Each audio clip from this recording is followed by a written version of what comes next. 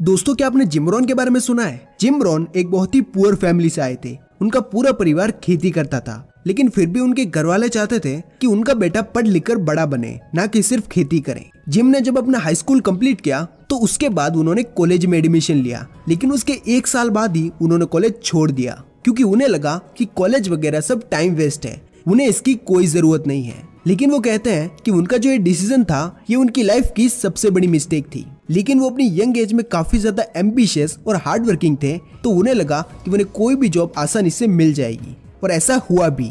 21 साल की उम्र में बिना कोई कॉलेज डिग्री के उन्हें जॉब मिल गई, और उसके 3 साल बाद उनकी शादी भी हो गई, और शादी के कुछ टाइम बाद ही उन्हें एक बेबी भी हो चुका था। और इस टाइम तक उनकी एज 25 साल हो चुकी थी, और 25 साल की एज में ही वो एक फैमिली मैन बन चुके थे। और फैमिली मैन बनने के बाद उन्हें ये रियलाइज हुआ कि हर महीने जो उन्हें $75 का चेक मिलता है अब उससे काम नहीं चलने वाला। और इन्हीं सब प्रॉब्लम्स को फेस करते हुए एक दिन उनकी मुलाकात हुई अर्ल शॉप से। अर्ल शॉप जो कि अमेरिका के फेमस एंटरप्रेन्योर और मोटिवेशनल स्पीकर थे। उन्होंने जिम की कामयाबी को लेकर जज्बे को देखकर उन्हें अपने काम पर रख लिया, और इस दौरान वो जिम को कई ऐसी स्ट्रेटेजी सिखाते चले गए जिससे उन्हें अपनी लाइफ में आगे बढ़ते रहने के लिए पुश मिलता गया। लेकिन अनफॉर्चुनेटली 5 साल बाद ही अर्ल शॉप की डेथ हो गई। लेकिन तब तक जिम ने उनकी कई बातें सीखकर 31 साल की एज में वो एक मिलियनेयर बन चुके थे। लेकिन कैसे?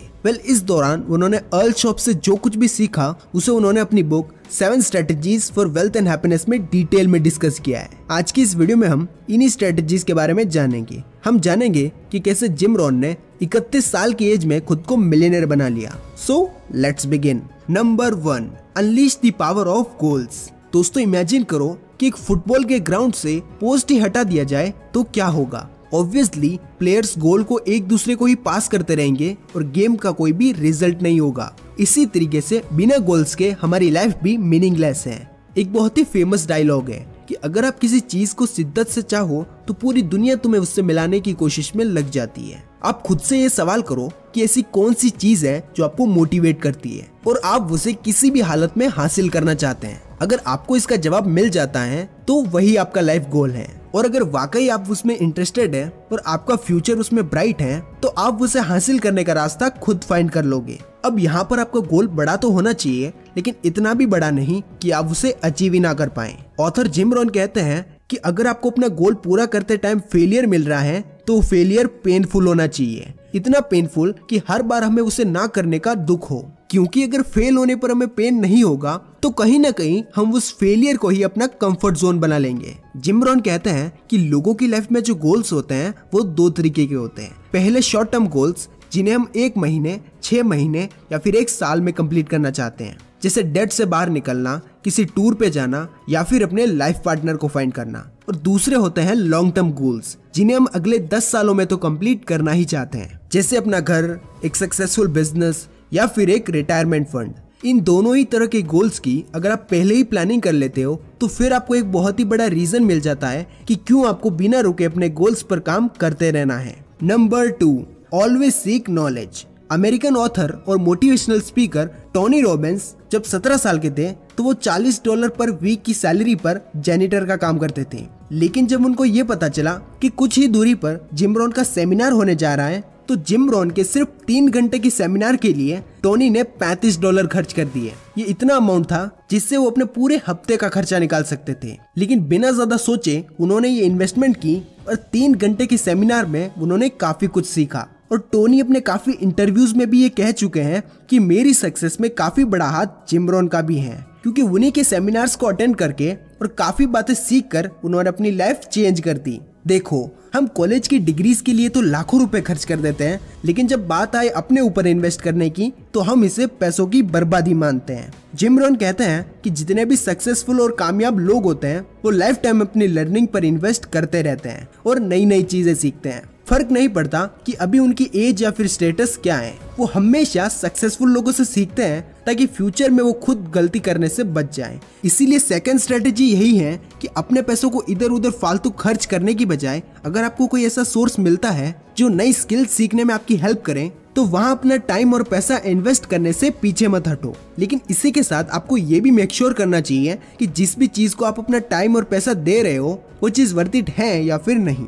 Strategy number 3, learn to change. चाहे कोई भी बिजनेस अपॉर्चुनिटी हो या फिर फैमिली के साथ कहीं वेकेशन प्लान करना हो, आपको टाइम टू टाइम इन सब चीजों में चेंज देखने को मिलेगा। और टेक्नोलॉजी तो एक ऐसी चीज है जो लोगों को बदल के रख देती है। एक बहुत ही फेमस कहावत है कि अगर आप अमीरों की सारी वेल्थ छीन कर गरीबों में बांट देते हो, लेकिन फिर भी कुछ ही टाइम बाद वो सारी वेल्थ वापस से अमीर लोगों के पास चली जाएगी। रीजन है अमीर और कामयाब लोगों का माइंडसेट, जो हमेशा पॉजिटिव और प्रोग्रेसिव होता है। वो हमेशा आज के काम को आज ही करने में विश्वास रखते हैं और काम को टालने की आदत से दूर रहते हैं। लेकिन वही गरीब और अनसक्सेसफुल लोग अपनी नाकामयाबी के लिए दूसरों को दोष देते हैं और उनके पास हर सिचुएशन के लिए भर भर के एक्सक्यूजेस होते हैं। जिम रोहन का कहना है कि अगर आपको अपनी किस्मत बदलनी है तो ये जानने का ट्राई करो कि जो भी लोग अपनी लाइफ में सक्सेसफुल हैं, उन्होंने स्टार्टिंग में अपने गोल्स के लिए कितनी मेहनत की थी। उन लोगों से मेहनत करना सीखो और अपनी लाइफ में चेंज लाओ।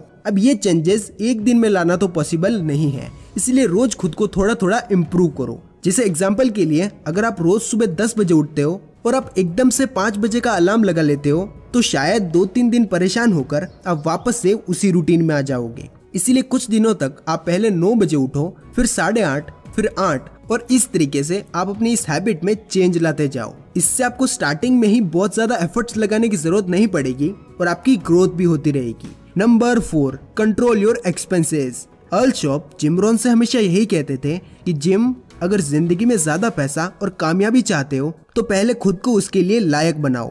ज्यादातर लोग जैसे ही पैसा आता है तो वो तुरंत उसे लग्जरीज में खर्च कर देते हैं, जिसके बाद उनके पास कुछ बचता ही नहीं। देखो, हर फाइनेंशियल बुक आपको यही एडवाइस देगी कि अपनी 10 to 20% इनकम को डिसिप्लिन के साथ इन्वेस्ट करते जाओ, तब जाकर आप एक पर्टिकुलर टाइम पर रिच बन सकते हो। अब यहाँ पर हम इन्वेस्टमेंट ऑप्शन की बात करें तो स्टॉक मार्केट और म्यूचुअल फंड में आपको सबसे बढ़िया रिटर्न्स मिलते हैं, लेकिन ये जरूरी नहीं है कि आपकी सिचुएशन के हिसाब से यही 2 ऑप्शन है। इसके अलावा आपको ऑनलाइन और ऑफलाइन ऐसे कई तरीके मिल जाएंगे जहाँ पर आप अपनी इन्वेस्टमेंट कर सकते हैं, क्योंकि स्टॉक मार्केट और म्यूचुअल फंड में काफी रिस्की गेम हो सकता है, क्योंकि कभी ये एकदम से ऊपर चला जाता है और कभी एकदम से डाउन हो जाता है। और इस सिचुएशन में कब, कितना और कहाँ इन्वेस्ट किया जाए, ये एक मिडिल क्लास आदमी के लिए डिसाइड करना काफी मुश्किल हो जाता है। इसीलिए अगर आपकी इनकम 20, 50 या फिर उससे ऊपर नहीं है तो स्टॉक मार्केट के अलावा भी ऐसे कई तरीके हैं जहां पर आप इन्वेस्ट कर सकते हैं। जिम रोहन कहते हैं कि अगर आपको किसी भी चीज में इन्वेस्ट करना है तो आपको 80-20 रूल फॉलो करना चाहिए। यहाँ पर आपको अपनी 80% इनकम को टैक्सेस पे करने में यूज करना है। टैक्सेस मतलब गवर्नमेंट टैक्स ही नहीं, बल्कि बिजली का बिल, घर का खर्च या family needs, in short all liabilities. और बाकी जो 20% बचता है उसे आपको इन्वेस्टिंग के लिए निकालना है, जिसमें से 10% को किसी एसेट्स में और बाकी 10% को इमरजेंसी फंड बिल्ड करने में। Number 5, surround yourself with winners.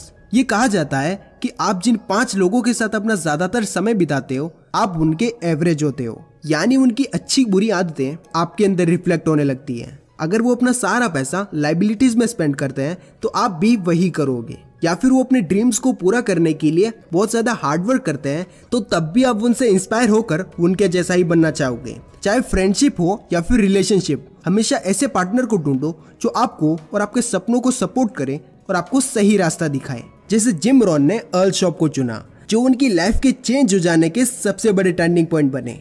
तो गाइस, ये थी वो ऐसी 5 स्ट्रेटेजीज जो आपको अपनी लाइफ में वेल्थ और हैप्पीनेस अचीव करने में हेल्प करेगी। ये बातें मैंने आपको जिम रोहन की book 7 strategies for wealth and happiness से बताई है। इसमें से 2 स्ट्रेटेजीज को मैंने मिस किया है, जिसे मैंने अपने पुराने वीडियो में डिटेल में डिस्कस किया है, तो आप वो वाला वीडियो भी देख सकते हैं। वीडियो अच्छी लगी है तो वीडियो को लाइक, शेयर और चैनल को सब्सक्राइब करें।